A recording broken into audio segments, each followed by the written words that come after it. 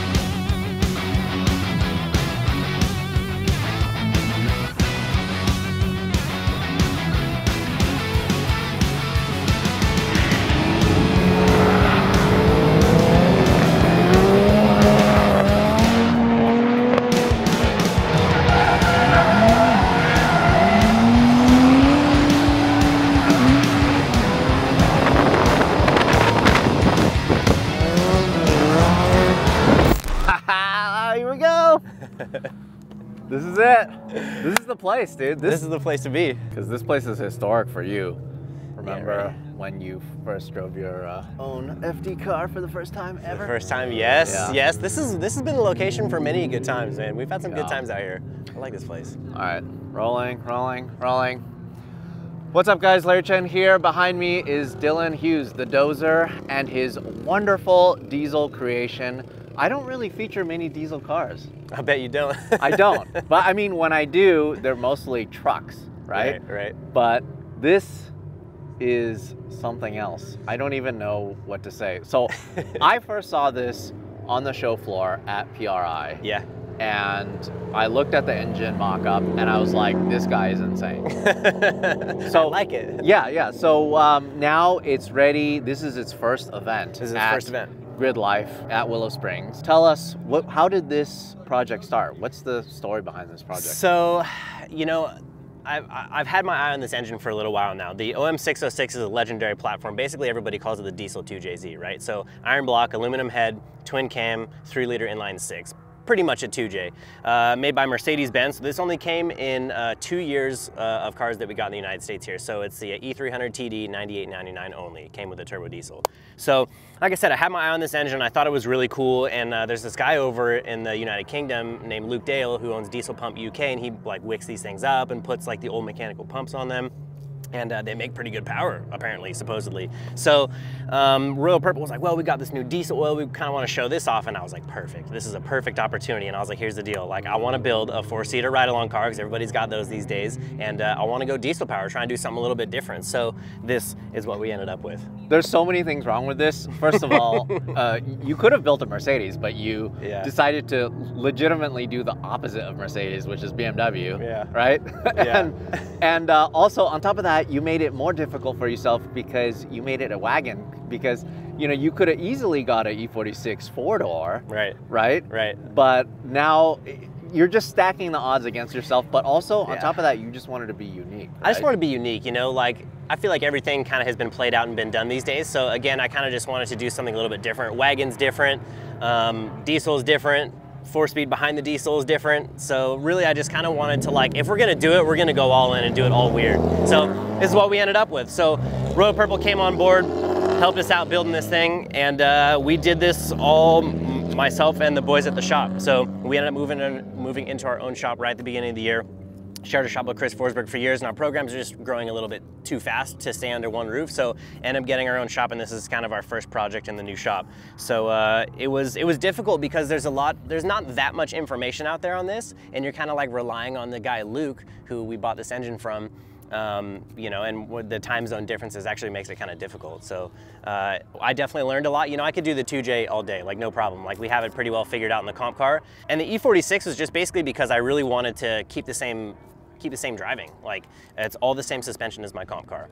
Same trailing arm, same SLR steering, BC shocks, the whole thing. It's all the same. It being a wagon doesn't change that at all? Doesn't change anything. So what about the length? Same? All that? Same thing. Really? Okay, yep. so tell me about the chassis. How was the chassis when you got it? So I found this in some dude's yard out in Palmdale. This thing was basically rotting away in some dude's backyard. Like, it didn't run, it didn't, I mean, it was pretty well beat looking. It still had interior in it, but it was pretty shabby. And like I said, it had been sitting outside getting hot for a couple of years. So I went and picked it up for 1,500 bucks, and we did the Big Duck Club wide body on it. My brother Dayton does vinyl wrap, so he did the wrap on it. We got the Ford Star wheels on it. How common were these? Were they pretty common here in the US? I would say yes, maybe back in the day, but not nearly as much as just the E46 four-door. So you wouldn't see nearly as many of these as you would just the four-doors, just because these are kind of a little bit unique. So I did actually have to look around for a little while before I found one that was clean body. You could find all sorts of them that are dented up and terrible looking, but... Got it. And the paint was no good, but that doesn't matter. So this wide body, it actually fits the four-door? Yes, it does. So this is actually a kit for a four-door, and then it's actually close enough we're able to put it on, and it actually looks really good in my opinion. I love it. No, I think it looks really good. So like little stuff like this, like I'm pretty sure that this, see that gap right there? So I'm pretty sure on the non-wagon version, this would probably come all the way up to the taillight. So very subtle little differences, very subtle differences. So the overall wagon is a little longer, but the suspension, all of that stuff is the same. Yeah, yeah. So it's got E46 M3 suspension on it, just like my competition car does. So E46 M3 trailing arms, E46 M3 axles, and I actually run E36 front suspension on all of my cars. I like the design of the knuckle a little bit better and the way that the shock bolts to the knuckle. So E36 front knuckle, just like my 36 and my competition E46. So yeah. Tell me a little bit about this livery. This is so interesting. I've never seen anything like this. Yeah, so, you know, again, just sticking with that different, we really just want, I really like the look of the Red Bull Formula One test livery, how it kind of is made to like hide the shapes, and it's just kind of like crazy and loud and bright, and I really like that. So we wanted to kind of take that into consideration when we did this. So this is pretty much our own spin-off of the Formula One Red Bull test livery. So we ended up just going online and finding all sorts of crazy little logos and stuff that we thought was funny, and we just plugged it in and basically made like a grid pattern, and then we got it printed out. I like that there's like a dog. The longer you look, the more you find. There's like, because we released it in Vegas at SEMA, so we did like a little Vegas thing. We got my name in there. We got a slot machine with my number in it. I mean, the more you look, the more that you can find, which is actually kind of cool. There's like a foot there. Yeah, a couple of dice, a alien crown. hand. Yep, we got some flowers, some like flames. A little bomb, little Bomberman bomb. Yeah, the Duralac bottle, of course. I really like that when you're far away, it almost looks like a camo thing going on, and then once you get up close, you can actually see that it's specific items and patterns, and so it's something that you guys just made yourself and then just plastered it all over the Pretty much. car, huh? So basically you print it out in a big massive sheet, and then you set the sheet on the side, and then like this row of purple logo is set on top of it, so you could get it nice and perfectly centered and straight. But also what we ended up doing is, I thought that the black would just be a little bit too plain, so we ended up doing a laminate on top of it, and that's what that sparkle is. So it's kind of got like that bass fishing boat like sparkle on top, which I don't know if you guys can see that well. Yeah, right now. no, I think it looks great. So. And with that Red Bull test livery, it's meant to hide shapes, right? And I think this is a very good looking car. So I feel like it hid the shapes too well. You couldn't see the fender arches and everything. So what we ended up doing is we kind of took inspiration from Ryan Turk's livery a couple of years ago that the race service guys did. And we basically went through and outlined all of the body lines. And it really kind of made it pop and gave those shapes back that you kind of took away with that crazy design. So I really like that. Yeah, I mean, because you did it right underneath the windows. And it kind of goes around the doors, and then it goes like over top of the fenders, and it just kind of brought the shapes back. And I think that was kind of something we did on the fly. We wrapped it up at first, and we were like, I love it, but it needs something. I don't know what that was. Also, your title sponsor here, it would have been too easy to make the whole thing purple, but I think it's actually better for you to just do a couple accents, because it really makes it stand out. And your number one goal, especially this being a demonstration car, is for it to look good, and you want to be proud of it. You know, you don't want it to just be like big, giant sponsor logos only. You know, you want it to be your own. It's got to be tasteful. So I think that's super cool. So also on top of that, I love the OEM Plus aesthetic you did with the outside.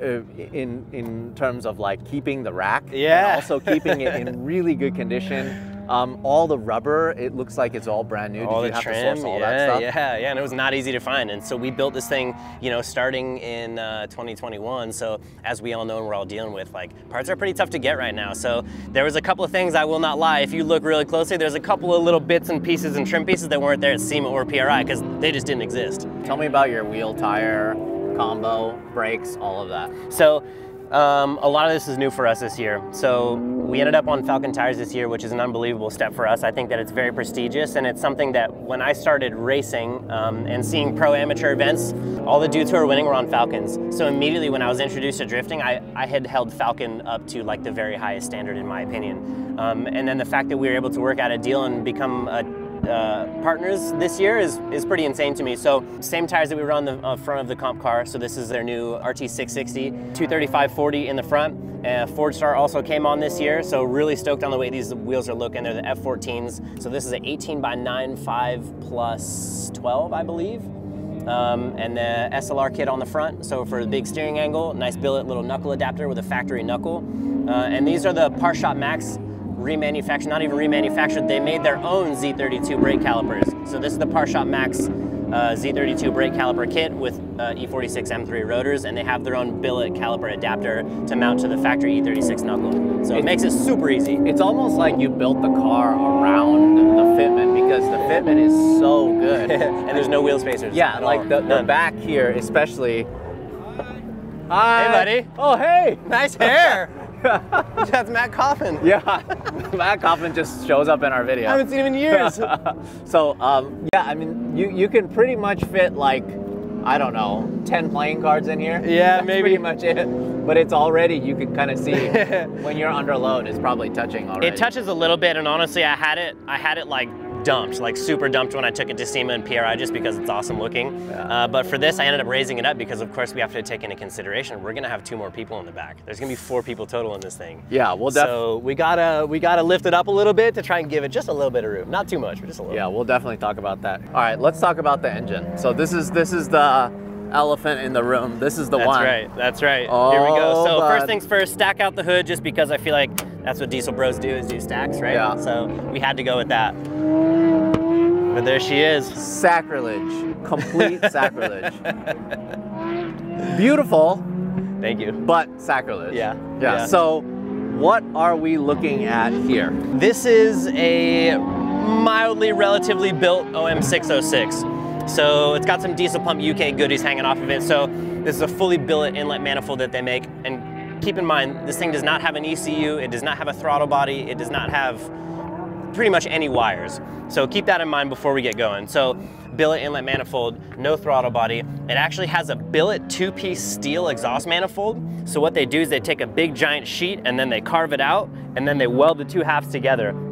So it's actually a full billet manifold that the turbo bolts to. It's kind of hard to see. Yeah, I see it. But it's like meets in the middle here, right? Yeah, so it's basically got a big weld that goes all the way around it. Oh, crazy. So then it just controls the throttle based on fuel? It's just fuel. Okay. So picture, this is the injection pump right here. So this is where all the business is going down. So this thing right here is an OM603 pump. So this is a mechanical pump that's off of an older generation. And so what it has a throttle lever on the back of it. And there is no, it's just you want to go faster, it just gives it more fuel and it will take whatever air it will get from the turbo. So like I said, no throttle body, no wires, no ECU, no tuning. So if I want to back off, so this is our tuning right here. So if I wanted to go, this is our pre-boost fuel adjustment. So this is off of idle and pre-boost. So this will basically, you loosen that nut and that will give it more or less fuel pre-boost. And then these guys back here is your boost adjustment. So I can literally turn the fuel and the power up by hundreds of horsepower with a 10 mil wrench. You're serious? Dead serious. Okay, so then that's one of the things we started rolling. I was talking to your dad about this.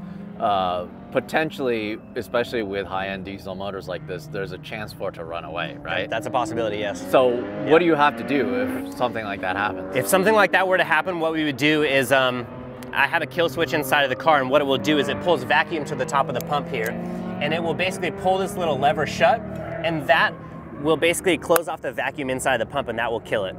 The problem with that is, though, that diesel is such a thick fuel and it's very oily like that it's kind of like engine oil.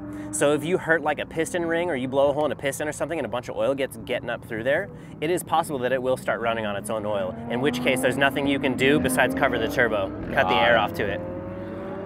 It's incredible though how it sits in here. It actually fits pretty good. Did you have to cut a lot to get it to fit? No, I didn't cut anything. Oh, okay. I didn't cut anything. So basically, this is all. So I take that back. It does have like one little piece that kind of like sticks out over here, but I cut it off on my comp car because it was ugly anyway. It's just some little tiny sheet metal piece. It's not structural or anything. And I basically set the engine in there, smash it all the way up against the firewall, pull the forward 1/4 inch, and then build the motor mounts for it. Incredible. It's crazy that you don't need a fan shroud or anything. You don't even need electric fans on this to keep it cool. Dude, and here's where I'm at with that, because I have my E46 and it has the stock M50 in it. It has a mechanical fan on it and it cools so unbelievably well that I'm a big fan of mechanical fans these days. So like, I was like, this one came with it, so I was like, okay, I'm just gonna do it. And like, so far it's been awesome. So fingers crossed it stays that way. This is so cool. I love so that's your fuel filter. Mercedes-Benz made in Austria. So how often are you gonna have to change that, you think? You know, probably every other oil change or so. Nothing too crazy. And it's not like it's hard to reach either, so. And then in terms of turbo size? So this is a Garrett G35 1050 with a 1.06 exhaust housing on it. That's a T4 that bolts right onto that Diesel Pump UK 2-piece billet manifold. So right now this thing has a Turbo Smart high pressure wastegate and it's got a 35-pound spring in it. So this thing is 35 pounds of boost all the time. So what else do you have to do for it to be on a diesel motor? Nothing else? I mean, it's just, you run your oil lines, you run everything normal, like it's a gas motor. Yep. Yeah. Same Crazy. thing. 35 pounds. So, but you didn't have a chance to dyno this yet then? We have not dynoed it yet. And that's what's kind of the beauty about it. There's no ECU to tune. All I got to do is bring my 10 mil and I'm good to go. So we just don't know the number yet. What does your butt dyno say? 450 right now. 450? Yeah. I mean, you've driven enough cars. Yeah. And I like that you're honest, not 900 horsepower off the top. Right. 450, yeah, but also, how much is that versus stock? Easily over double, for sure. I would say probably horsepower number, it's probably less than 200 stock and probably 300-ish something torque, you know what I mean? Yeah. What do you think you're at torque-wise then? I would love to say 550. But it kind of revs out, to be honest with you. I don't know what it revs to, but I think it's about 55 to 6,000 RPM. So it almost acts like a gasoline engine in that sense, because like it's really laggy. Like I thought it'd be like, oh, diesel, big pull off the bottom, but it's only a 3-liter. Right. So it's kind of laggy. So that's what I'm really excited for today, is to see how laggy it is, if I need to change the turbo on it, or if I just need to whip the clutch really hard the whole time, or I don't know. We haven't tried it yet. What does it rev out to then? Like I said, I'm pretty sure it's like 55, 6,000. But like, again, I don't even know how to put a tachometer on it yet. I haven't figured that out. You're learning as you're going. I'm learning as we go, man. I've never done this before, so bear with me. It's incredible. It's really cool. I love that you're doing things outside of your comfort zone too. What did you have to do to prep the front? Did you tube the front a little bit, or? So what I do, and this is exactly the same as I have on my comp car. So what I do is I leave the factory frame rails. It has a factory bumper on it. This is the factory core support, factory headlights, and all I do is just add like a little shock tower in case we run into something to try and give that front end a little bit more stability. So obviously I have like a little tube that bends off the bottom of the frame rail and holds the intercooler and radiator and oil cooler up. But besides that, dude, stock bumper, stock support, stock lights, stock subframe, I didn't even cut anything off. And that's what's cool about these BMWs, man. I have these figured out, and that's kind of why I wanted to do one of these, because I have it figured out. I know what to do. So it's kind of making it easy on myself, as easy as I can, at least. So now, this is an interesting car in that I have to talk to you about the front and the back. Yeah, right. So one of the things I noticed about this chassis is it's all Steelite. Always. So Steelite, we basically found the paint a couple years. We found it. It's been around forever, but we found it a couple years ago and started using it and really fell in love with it. So we kind of got in contact with the guys over there at Steelite and we started working together. And I mean, dude, it's a great product. It really is. Like all three of my cars are painted in this, my comp car 36 and this one now. And it looks great in my opinion. It just gives a race car look it's a very clean look. And it almost looks like it's metal. Yeah, it's almost industrial to me, and that's kind of what I like about it. It's all business. That's what's cool to me. What are we looking at in the inside? So carbon dash. Yep, carbon dash. So big duck club dash, and they make a really nice product, and it was just a no-brainer. It just looks amazing, so that's why we did that. So Woodward manufacturing steering column, same thing. It's in my comp car. We have Willwood hanging pedals, and usually I like to do floor mounts, but on this one I did the hanging because I have 4 people to fit in this thing, so I have the seat pretty far forward. So usually I'd push the seat way back, and that's kind of why I have that shifter sticking forward like that as well, to try and fit everything in here, because it is 4 people plus a cage plus bucket seats, all that's kind of a lot. So that's why we ended up with the Willwood hangers, and then that's just like a Summit Racing like gas pedal that we just like hooked a cable up to. Yeah, so again, no ECU. So my brother Dayton ended up making a wiring harness for it because we did electric fuel pumps that are in the radium cell back there, which we'll get to. Little power distribution unit, main power right there. And then of course we had Sony come on board and we had to put a stereo system in it. If this thing's gonna be a party car, it's gotta be there in all ways. So we ended up putting a whole bunch of Sony speakers in it. So we got speakers in the front, we got 6x9s by the rears, and then we have a 10-inch sub in the trunk, all by Sony, and it slaps. It's so stupid because this is pretty much where the stock speaker location is. And then you guys had to make something. I mean, it's not stupid, it's amazing. But yeah, I know what you meant. It's so silly that you have this in a full-on drift car. I love that so much. Why not? I mean, it's a party car, so I feel like, you know, it's just got to add to it. If we're gonna do it, we got to go all in, and that's kind of been the name on this build. I love that you also brought a little bit of the outside theme inside.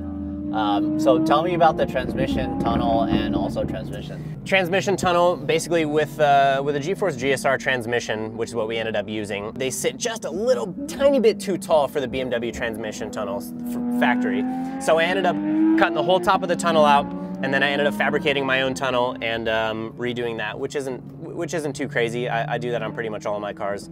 And but the hard part about this 4-speed in this thing though is that nobody's ever done it before. So I got an adapter plate and the whole clutch and setup for a BMW diesel transmission to put behind this OM606. And I was thinking about it, and I was hemming and hawing about it, and I was like, you know what, I can't do it. Like, I feel like I'm gonna break it. I'm good at breaking shit, so I was just like, you know what, I'm not gonna do it. So I ended up taking a Toyota 2JZ bell housing with that Forest Wang adapter plate to a 4-speed, and then I adapted that onto my adapter plate for that BMW transmission, dowel pinned it, dial indicated it, hit up ACT. They made me a custom disc for it, and then I used a BMW 5 Series pressure plate, and then was able to adapt the whole thing, and it's been happy so far. So this is something that I had fully made myself. So the whole adapter plate and everything is all custom made, and I have like literally 2 weeks into making the transmission fit on the engine, which is kind of crazy. So does it lengthen everything a little more? Just a little bit, a little bit, but we needed that. We needed that because it has such a thick flywheel on it that we kind of had to push everything back a little bit to get room for our slave cylinder to push on the clutch properly. So kind of crazy, man, and it's weird. You like put it in gear and then you start driving it. It's like, you know, a dog box's straight cut whine. I'm like, oh yeah, this just is. It's like a tractor with straight cut gears. It's the weirdest thing to drive. So then, what kind of rear end are you running in this? So it's actually the factory E46 differential out of the car with M3 axles and M3 trailing arms. Wow. Yep, and I got a drive shaft made for it. Made the trans mount, made the motor mounts myself, and everything. And are you running a welded diff then? Yeah. I just locked it for now. I'd love to quick change it, but we kind of ran out of budget and time for this one, so I think that will be later down the road. We just need to drive it.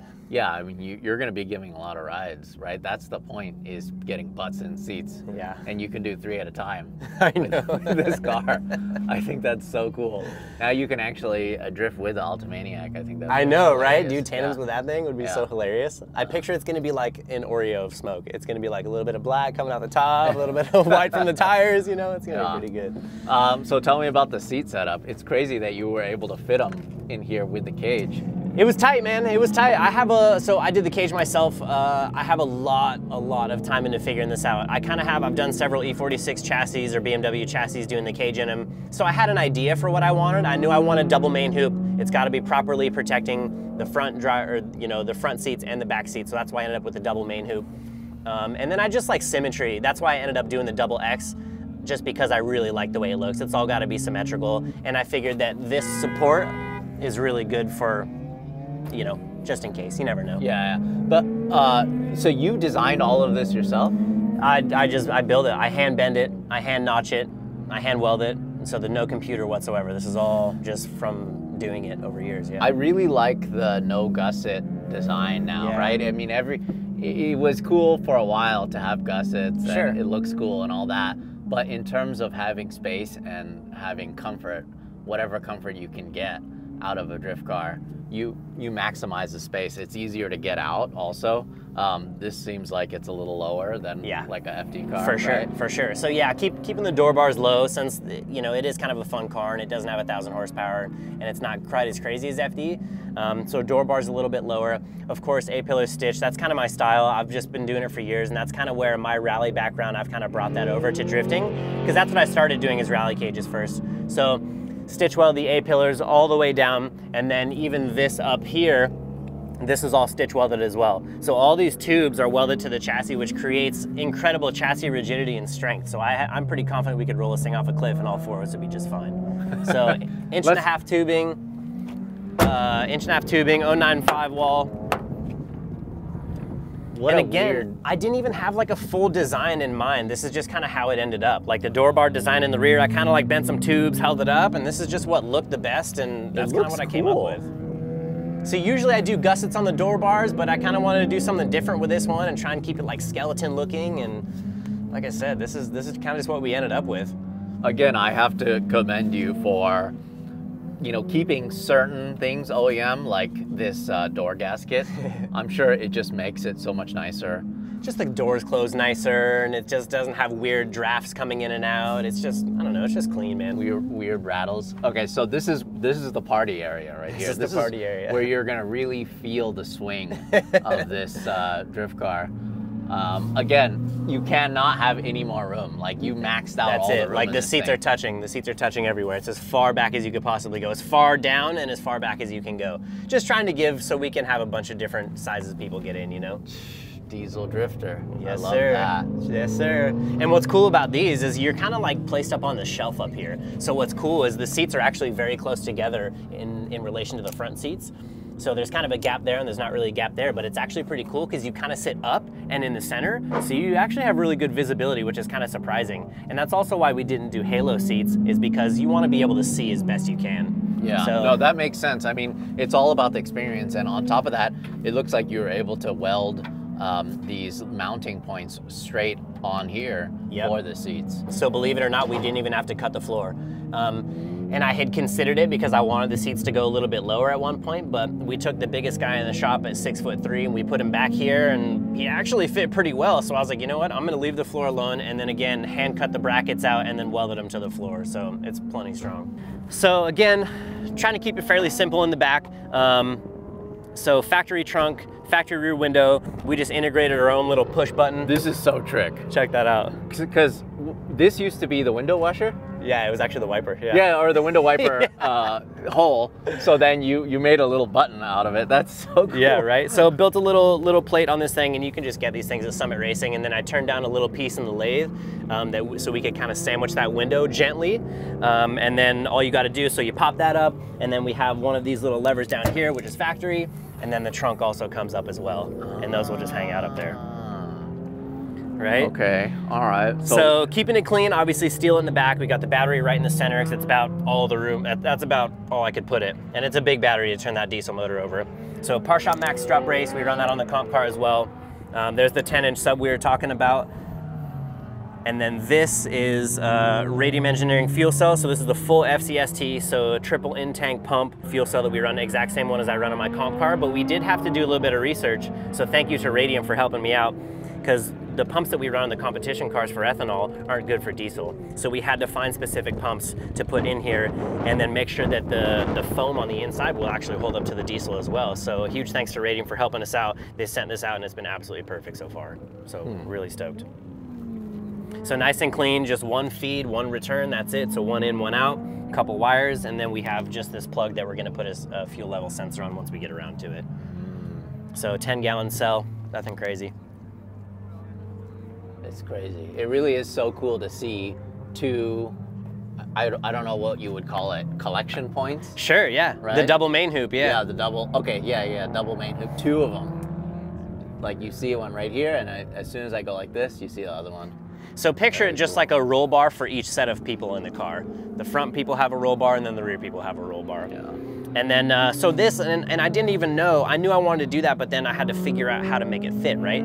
So my thought was, it's like, okay, I'm gonna run the tube here and then it's gonna come up and around. I'm like, well, then it leans the main hoop forward, which I really don't like. Some sanctioning bodies don't even let you do that. Yeah, it needs to sit straight up and down. Straight up or ever so slightly backwards is what they usually like. Okay. So then I'm like, well, where do I put it? I'm like, well, I could bend it down here, but then this is in the way. So this is just kind of what I ended up with. This is a shelf that they actually bolt the rear factory seats to. So if it's good enough for the factory seats, I figured it was good enough. So I ended up doing a bunch of plating, nice thick plating to try and land that heavy main hoop on, just try and get it as strong as we can. That matched with the X's that are also tied into the frame rails. I mean, that thing's not going anywhere. Yeah. And of course the rear stays. I didn't really know how far back to go with these because what happens if I wall tap it?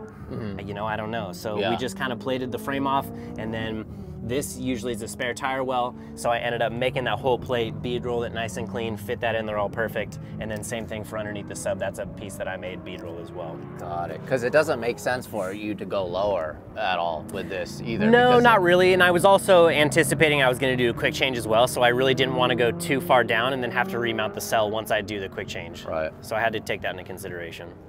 So much planning behind this build. And now you're here, now you're gonna shred, and now we're gonna get some photos of that. And actually, I wanna ride with you. I just wanna feel this thing, you know, in the rear seats. I think it'll be interesting versus riding in the front. Absolutely. Just because of the swing or whatever. To me, like, it's always like, I'll try to relate the back seat to like an inner tube behind a boat. You know, you turn, you get that big whipping sensation. Like on transfers, it kind of gives you that same like whipping sensation. Not quite as much as you would on the inner tube, but that's kind of what it feels like a little bit. Oh, thank you so much. It's always a pleasure to feature your builds, especially because you've had your hand on everything on this car. Yeah. You know, so you, like, your blood, sweat, and tears. Yeah. And it's actually so cool to see your creation. I mean, look at you. You made it with your hands. You built this thing. Look at these hands. They're dirty too. They're dirty. They're always dirty. Yeah, so scrapes cool. and cuts everywhere. And I definitely, man, I have a lot of time in this thing. And I'll be honest, like when we took it to SEMA, it was just a painted shell with an engine sitting in it. You know, it wasn't even close. So we've been thrashing on this thing since the beginning of the year, trying to get it done, and as well setting up the new shop. I'll be honest with you, man, plus FD prep, it's been pretty crazy, but I'm very happy that it's done, and I can't wait to go whop up the clutch and see what it does. Let's see it. Let's do it. All right. Thank you. All right, here we go in the diesel E46 wagon. Gonna go out for its first drift run ever on balcony. Oh my God. Meanwhile, Dylan is blasting Xavier Wolf right now.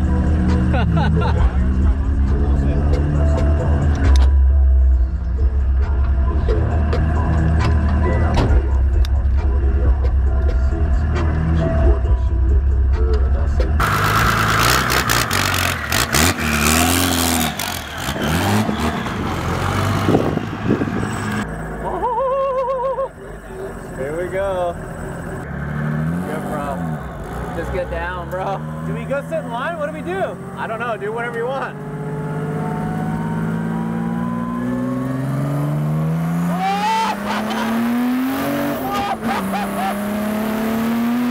What the hell? Oh my God!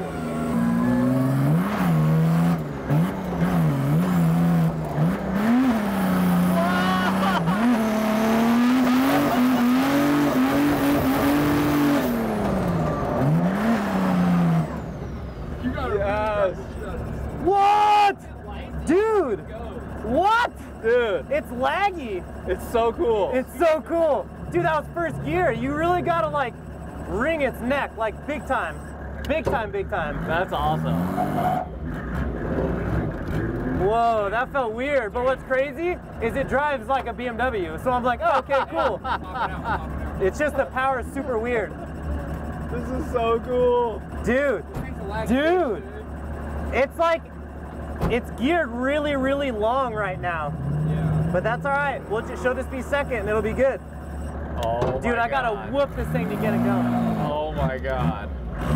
Once it lights, it seems good though. Dude, it sounds sick. We've barely even heard it in boost before, so this is insane. This is so crazy. Dude. It's so crazy because I look forward and it's just this big black cloud. So good. So cool.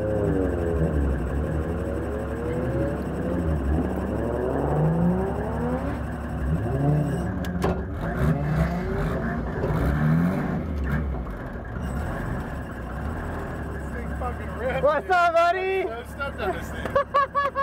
Dude, that was the first I've ever. I was gonna ask, it's like the initial, like. Never even slid it until just now. I'm honored. Dude. I'm so honored. I'm so nervous. I love it, dude. I'm so nervous. Well, once Nancy's done, you're laughing. Nobody behind you. I appreciate you. Have fun, guys. Oh my God, good? here we go, here we go. Woo!